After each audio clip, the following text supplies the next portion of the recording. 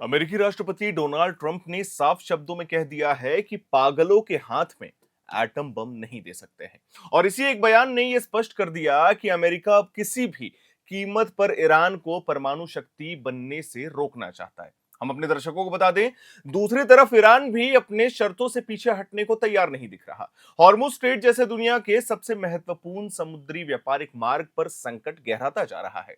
जहाजों की आवाजाही 90% तक घट चुकी है और पूरी दुनिया की नजरें अब इस सवाल पर टिक गई हैं कि क्या यह युद्ध यही थमेगा या फिर अधिक खतरनाक रूप लेगा। हम अपने दर्शकों को बता दें, फ्लोरिडा के एक बड़े कार्यक्रम के दौरान राष्ट्रपति ट्रंप ने यह दावा किया है कि अगर अमेरिका ने हस्तक्षेप नहीं किया होता तो ईरान आज परमाणु हथियारों के बेहद करीब होता और इसका सीधा खतरा सिर्फ इजराइल ही नहीं बल्कि पूरे मिडिल ईस्ट और यूरोप तक भी पहुंच सकता था। ट्रंप ने कहा कि अमेरिका ने पूरी दुनिया को एक परमाणु खतरे से बचा लिया है। उन्होंने यह भी साफ किया कि ईरान द्वारा भेजे गए नए युद्ध विराम प्रस्ताव को उन्होंने फिर से ठुकरा दिया, क्योंकि उस प्रस्ताव में परमाणु कार्यक्रम पर कोई भी ठोस आश्वासन नहीं दिया गया था। व्हाइट हाउस के मुताबिक ईरान चाहता है कि पहले हॉर्मुज स्ट्रेट खोला जाए और बाद में परमाणु मुद्दे पर बातचीत हो, जबकि ट्रंप प्रशासन की मांग है कि ईरान पहले अपना एनरिच्ड यूरेनियम सौंपे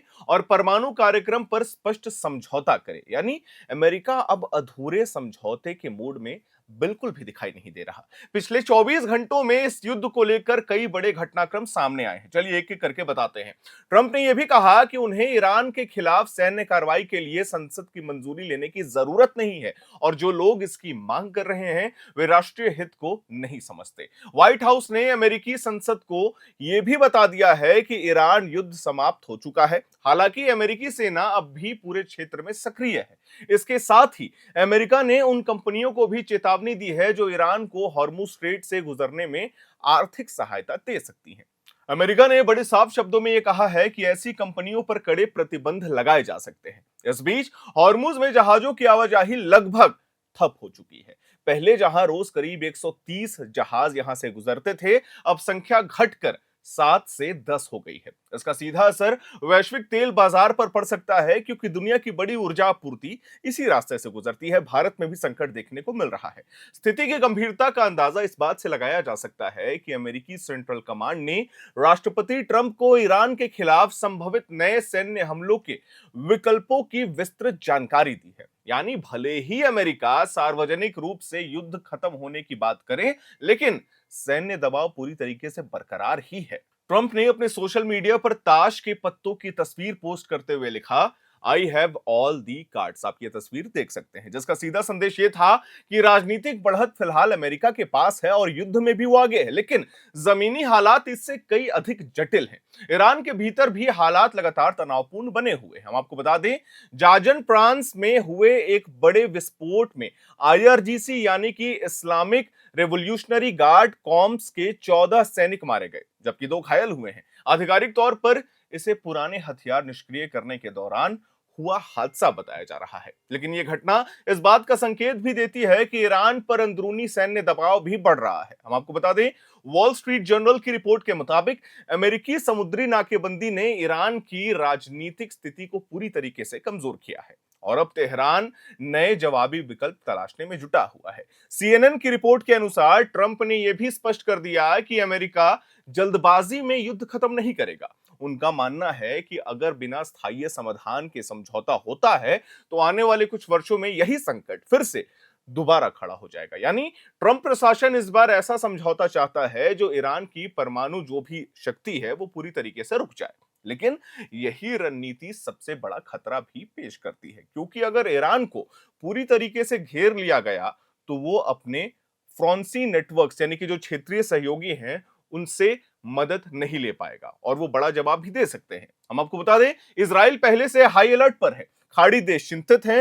रूस और चीन इस पूरे घटनाक्रम पर करीबी से नजर बनाए हुए हैं और भारत जैसे देशों के लिए सबसे बड़ी चिंता ऊर्जा की है, ऊर्जा सुरक्षा की है। भारत के लिए यह संकट इसलिए भी महत्वपूर्ण है क्योंकि तेल कीमतों में उछाल है, व्यापारी मार्गों में बाधा और वैश्विक आर्थिक अस्थिरता का सीधा असर भारतीय अर्थव्यवस्था पर पड़ रहा है। यही कारण है कि भारत कूटनीतिक संतुलन बनाए रखते हुए स्थिति पर लगातार नजर रखे हुए है। अमेरिका के भीतर भी यह युद्ध बड़ा राजनीतिक मुद्दा बन चुका है। हम आपको बता दें, वॉर पावर्स रिजोल्यूशन 1973 के तहत राष्ट्रपति को 60 दिनों के भीतर कांग्रेस से सैन्य कार्रवाई की मंजूरी लेनी होती है, लेकिन ट्रंप प्रशासन का यह दावा है कि युद्ध विराम लागू होने के कारण यह समय सीमा प्रभावी नहीं है। हम आपको बता दें, डेमोक्रेट नेताओं ने इसे संवैधानिक प्रक्रिया से बचने की कोशिश बताया है, यानी यह संघर्ष अब सिर्फ अंतर्राष्ट्रीय स्तर पर नहीं बल्कि अमेरिकी घरेलू राजनीति में भी बड़ा विवाद बन चुका है। कुल मिलाकर के मौजूदा तस्वीर बेहद चिंताजनक है। अमेरिका ईरान को परमाणु शक्ति बनने से रोकने के लिए आर्थिक, सामाजिक और सैन्य तीनों स्तरों पर दबाव बना रहा है।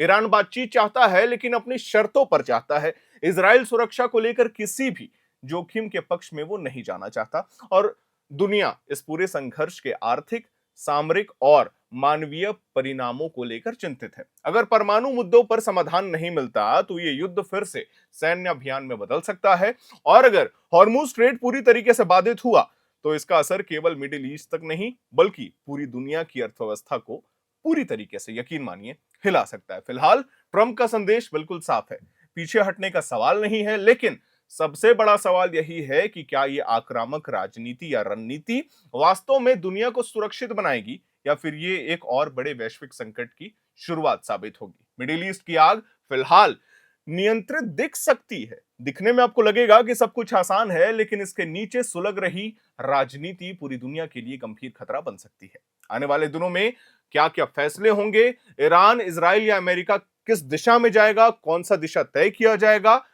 क्या क्या होने वाला है, ये तो एक दो दिनों में आपको साफ हो जाएगा। बाकी पिछले 24 घंटों का अपडेट्स हमने आपको बिल्कुल विस्तृत रूप से दिया, एक एक करके समझाया कि पिछले 24 घंटों में वहां क्या हो रहा है, आने वाले समय में क्या कुछ अपडेट्स आएगा, हम अपने चैनल के माध्यम से अपने दर्शकों को देते जाएंगे।